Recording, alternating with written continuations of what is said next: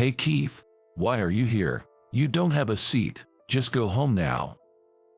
That day, I was at an Italian restaurant to attend a celebration party for the successful completion of a project, which also served as a welcome party. Upon entering, I checked for my seat.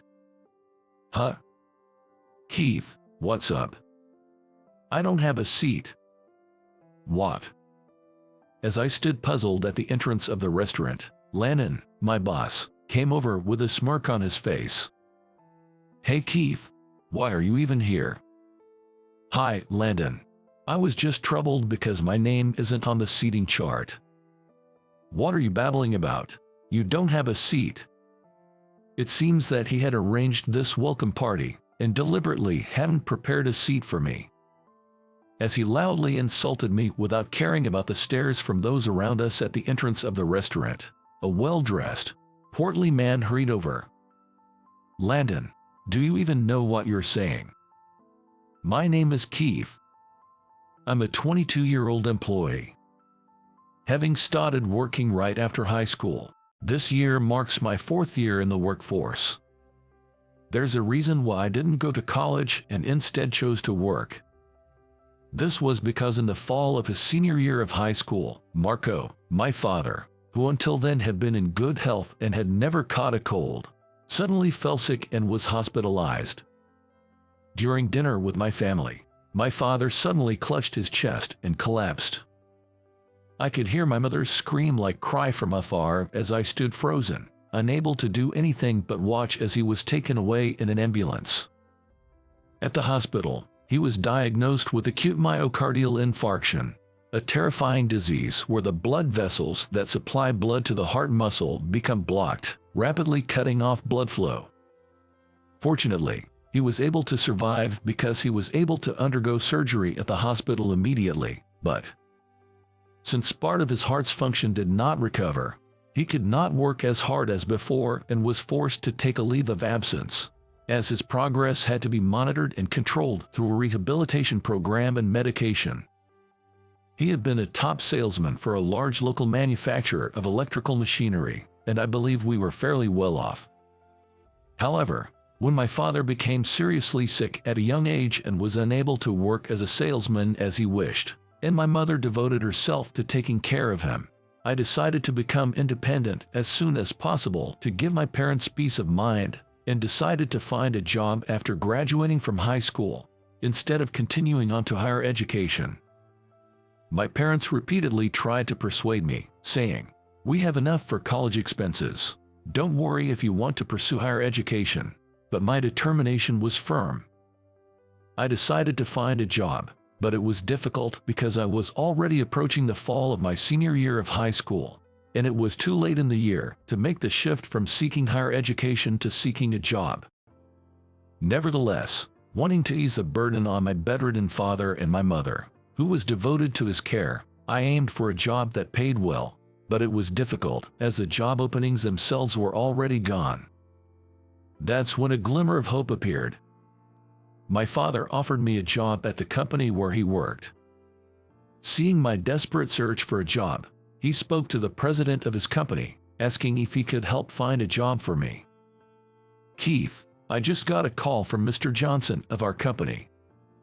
"What phone call?" "I'm talking about your employment. I'm a good friend of his, you know. If he's hiring high school graduates, I've asked him to interview you too." "Well, thank you. But only because he did me a favor in getting you on the hiring process. The deadline for the application screening is tomorrow. If it passes, they are planning to schedule an interview in a week. What do you think? Do you want to give it a shot?" "Of course, but your company is a big company, right? Do you think I'll be able to make it?" "What are you talking about? Don't be so negative. You'll be fine." "Thanks, Dad. I'll do my best." His company, Ibis Electric, was the largest in our area and a global leader in electrical machinery components. The starting salary for a high school graduate was significantly higher than any other job listing I had seen, and I was determined to get this offer to not let my father down. That said, of course, there is no special treatment, such as nepotism, and I was just told that there is a hiring window, and I have to pass both the application screening and the interview, just like everyone else. With my mother's help, I prepared my resume and the cover letter overnight and managed to pass the application screening. Then came the day of the final interview. Before I knew it, it was December, and the end of the fiscal year was approaching. This additional hiring meant there were fewer competitors than I expected. After a while, I was called into the interview room, where a portly, dignified man who seemed to be President Johnson was seated, along with 2 other HR personnel. I greeted them as practiced and delivered the self-introduction I had rehearsed countless times, facing straight ahead. Then, after fielding several questions and stumbling a bit, I believe I managed to respond confidently, showing the results of my interview practice. Before I knew it, the interview time had swiftly come to an end. An HR representative told me, "We'll contact you later by email regarding the result," to which I somehow managed to nod before leaving the interview room. I hurried to the hospital where my father was admitted, to report about the day. "Keith, how did it go?" "Well, honestly, I'm not sure. They said they'd inform me of the result by email later." Hearing my report, he quietly nodded. "Well, I don't know if you'll get a good job, but you're about to graduate from high school and go out into the world." "Yes." "Do you remember what I always tell you?" With a serious look, he posed this question. In response, I nodded deeply, indicating my understanding. Since I was young, he had incessantly instilled a particular lesson in me.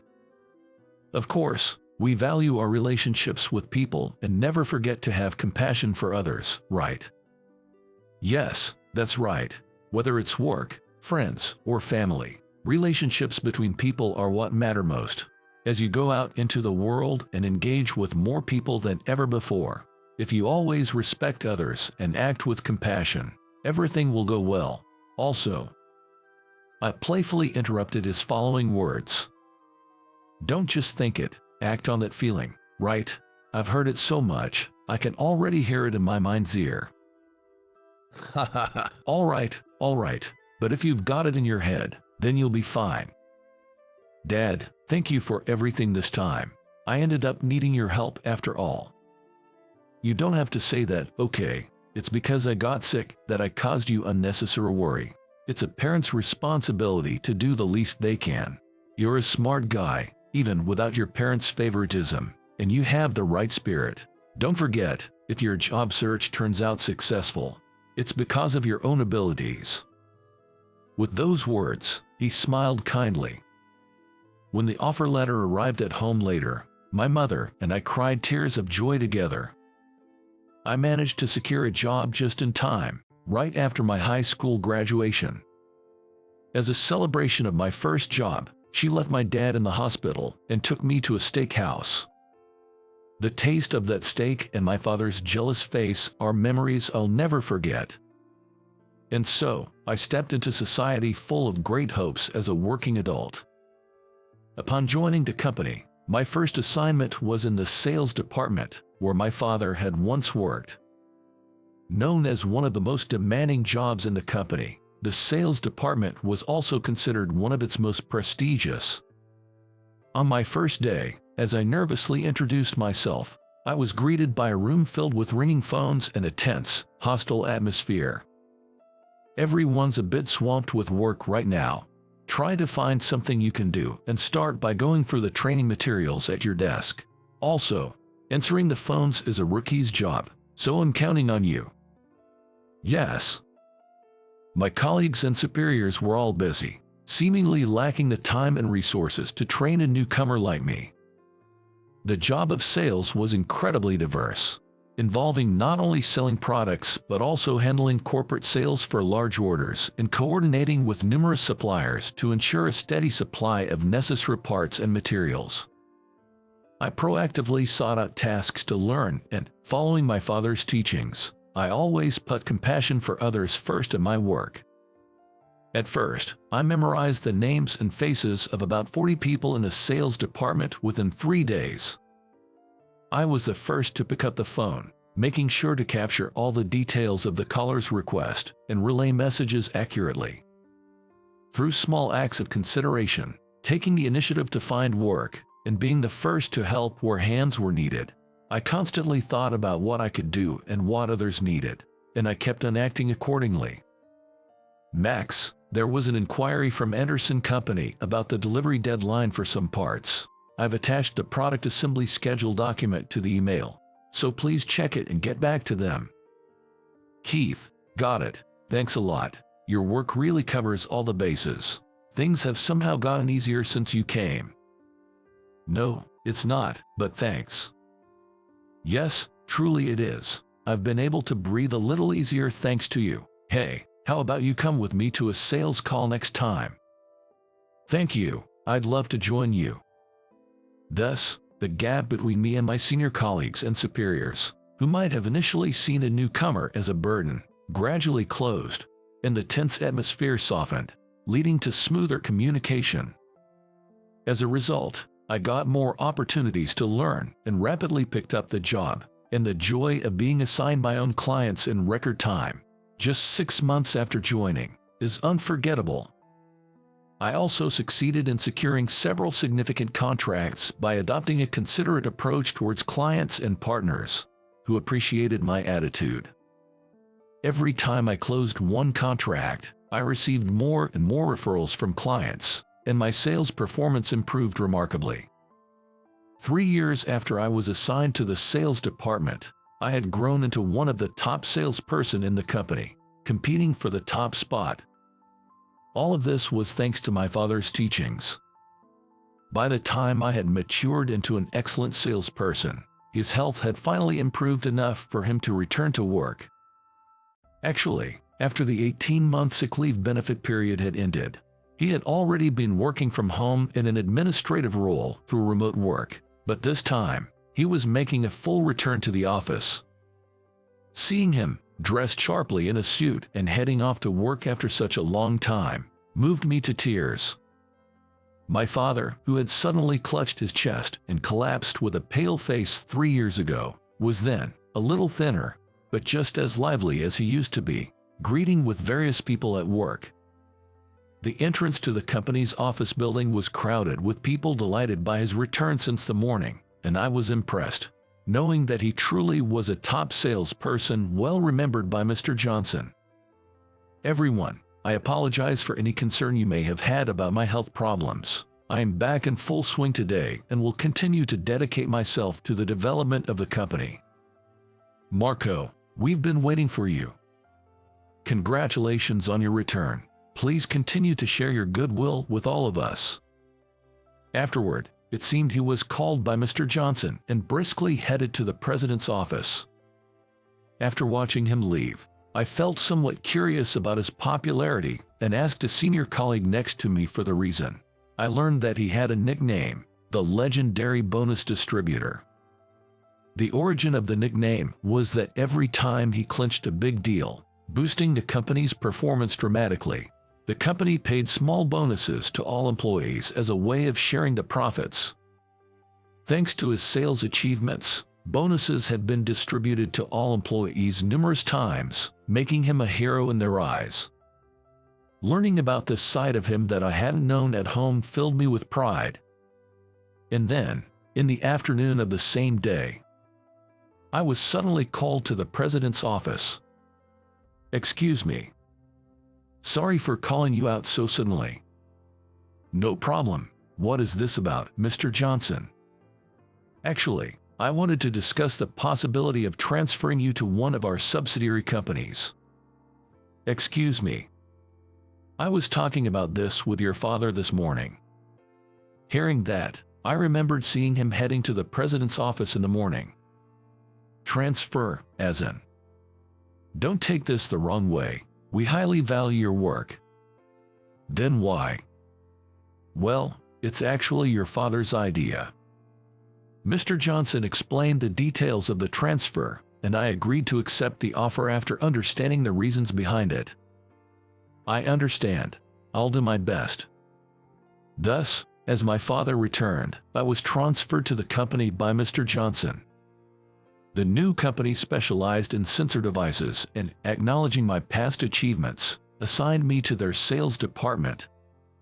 Greeted by the warm welcomes of my new colleagues in the sales department, I felt nervous but grateful for the opportunity. "Nice to meet you. I've worked in sales in my previous job, so I'll do my utmost to be of service." "Wow, that's reassuring. We're counting on you."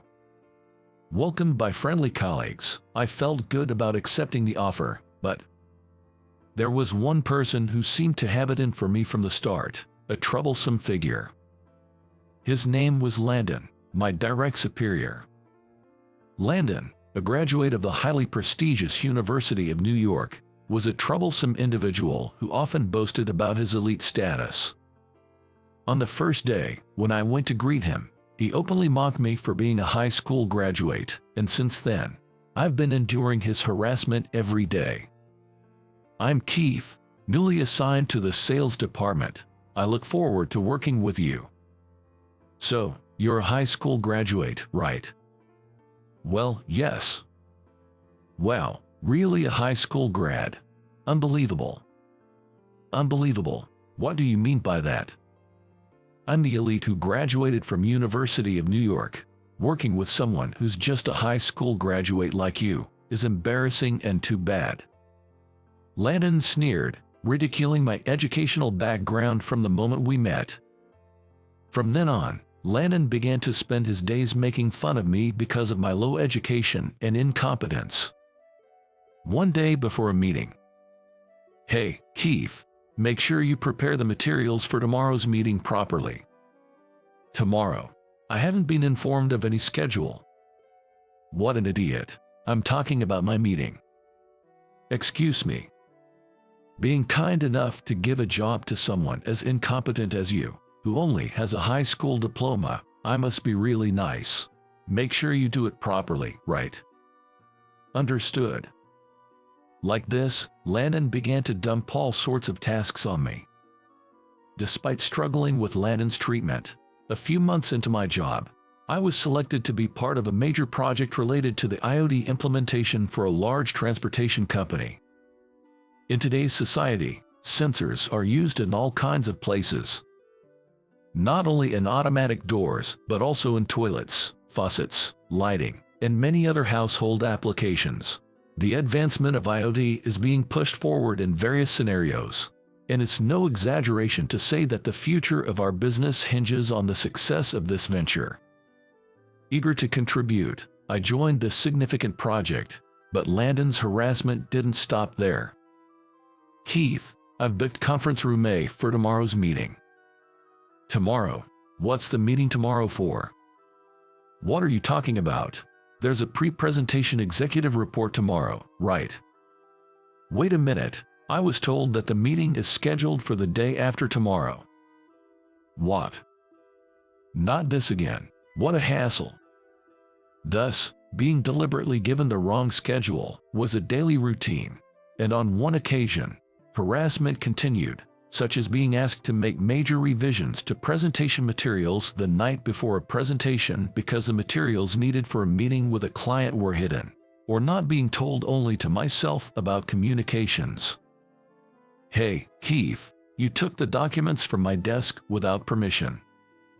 "What are you talking about?" "What is information I haven't given out to you included in your presentation materials?" "If it's about those documents, I received them from the chief before the executive report." "Huh? Are you sucking up to the chief now? People with low education are so crafty." "Sucking up? The chief simply provided me with the necessary information for the document I was preparing." "Hey, don't get cocky with me. You're just a high school grad." I couldn't bring myself to show Landon any respect or compassion. I could empathize with a positive attitude, but I saw no reason or room to entertain his malicious and petty actions. Even from an outsider's perspective, the harassment I faced from Landon seemed excessive, and my colleagues, concerned for me, often stepped in to help. If there was any information I wasn't aware of, they would report it to me, and if there were important emails from Landon to the project team excluding me, someone would forward them to me. With the support of my teammates, I managed to visit the client multiple times, presenting various solutions using sensor technology to address their issues. This is fantastic. Let's finalize the contract. This will significantly reduce our transportation costs and the workload of our delivery people as well. I'd love to have you on board. Thank you very much. As a result, the project was a success, and we secured a significant contract. After working tirelessly for 6 months since my transfer and wrapping up this major project, Alex, our division head, decided to hold a celebration party for me, doubling as a project success party. I was looking forward to my first company party since joining, but after work, I headed to a slightly upscale Italian restaurant with my colleagues for the celebration. It seemed that the party was set up to include Mr. William and the executives since we were celebrating a major contract win. The restaurant was reserved by our company, and many employees involved in the project had already gathered. Wow, President William and Executive Director Reynolds are here too. I'm nervous. Where's my seat? Seems like we're split into 4 tables. Tom, you're next to Mr. Reynolds, I guess. Oh my, what should I do? Just enjoy your meal like usual. Wait, what?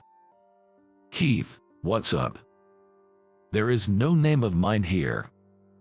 What? While checking the seating chart at the entrance, I couldn't find my name. Who organized this event again? Oh no, it's Landon. Landon, no way. My seat was the only one not prepared, and as I was hesitating at the entrance, Landon, noticing me, approached from the back of the restaurant with a smirk. Hey Keith, why are you here? Good evening, Landon. I came to join as part of the project team for the celebration. What are you blabbering about? There's no seat for you. It turns out Landon had arranged this welcome party and intentionally hadn't prepared a seat for me. Basically, a high school grad like you sucking up to everyone and then claiming to have played a part in securing the contract. That's a bad joke. Sucking up, what do you mean? I thought you might be deluded into thinking you contributed to securing the contract when you can't do anything by yourself, so I just wanted to make it clear to you.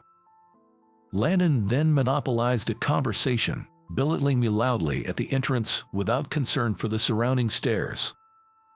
Suddenly, Mr. William, looking furious, approached from behind Landon. Landon, do you know whom you're talking to? Mr. William, I'm sorry, but I'm not sure I understand what you're meaning. I'm saying to you, what are you talking about? Don't you know who he is? Of course, I know him quite well. He's the incompetent employee with only a high school diploma, right? You fool. Keith was brought in as a potential future president at the request of his father, a major shareholder of this company. William, turning rapidly from pale to flushed with anger, scolded Landon, who was shocked by his words. In reality, I joined this company as a candidate for its future president. The reason behind this move was because my father is a major shareholder of the company. My father, who had been a top salesman with extensive connections and always valued relationships, had bought a large amount of stock to help the company out of a financial crisis 10 years ago at the request of Mr. William, who was then a client. Unknown to me, my father, who had earned more than the average employee through incentives, had established an investment firm and was involved in stock investments. Given the strong trust from my father, who is also a major shareholder, I joined a company as a potential successor to Mr. William, who was troubled by succession issues despite the financial troubles being over. After Mr. William explained how I joined a company, Landon quickly turned pale. There was also a complicated story involving Mr. Johnson, who was approached by my father about transferring me to this company in order to take over the business. Then Mr. Johnson offered me this transfer, hoping that the company where Landon, his son, worked would grow further. Landon's haughty demeanor was likely due to being spoiled as Mr. Johnson's son, leading him to mistakenly believe that he was destined to be the next president of this company. It seems Mr. Johnson wanted his son to be exposed to society by working at this company rather than his own. A clear case of a parent's intentions being lost on their child. Wait a minute, no way. Why would a low-educated high school grad be the future president? I was supposed to be the president of this company. Shut up. I accepted you because of my long-standing relationship with Mr. Johnson, but the complaints from employees are endless. And how many clients have banned you from entering their premises? Think what you've done. That's because they were incompetent. It's not my fault. It's not my fault. Landon refused to admit his fault, and after shouting angrily, he stormed out of the restaurant. After Landon left, I took his seat, and we celebrated the project's success and my joining the company. After the meal, Mr. William personally apologized for Landon's actions. "Keith, I am truly sorry. I had no idea Landon was such a terrible person like that. It must have been difficult to deal with the son of a business associate you were entrusted with. I'm fine, but given his behavior, the damage seems more extensive than I thought. Yes, I'll start investigating as soon as possible. I'll take this opportunity to clean out all the mess from the company." "Sounds good. Let me know if there's anything I can do to help." We firmly agreed on the next steps from a management perspective. The next day, Landon, whom I had intended to interview immediately, stopped coming to the office.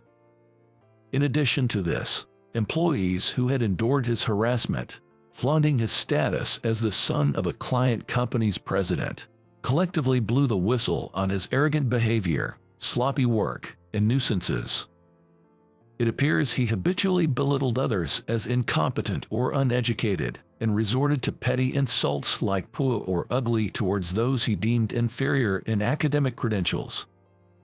Upon receiving these reports, Mr. William set up an internal reporting channel within the compliance department and conducted a survey, which revealed a volume of complaints far exceeding expectations. Efforts were made to verify the facts with Landon himself, but he continued to refuse coming to work. Incredibly, he claimed to have suffered mental distress due to unfair admonition from the company and demanded compensation. The company, of course, did not entertain his claims and dismissed him for his refusal to attend work. Even after his dismissal, Landon was reportedly blustering about unfair dismissal and vowing to fight back with legal action. However, Mr. Johnson, Landon's financial backer and his father, disowned him, and rumors suggest he has since been cast out and left destitute. This situation underscores the critical importance of interpersonal relationships in the workplace. This experience has profoundly reminded me of the value of caring for and cherishing others. Moving forward, I remain committed to empathy and compassion. I'm going to continue to work hard every day, never forgetting to be considerate of others and feeling responsible as the next president of the company.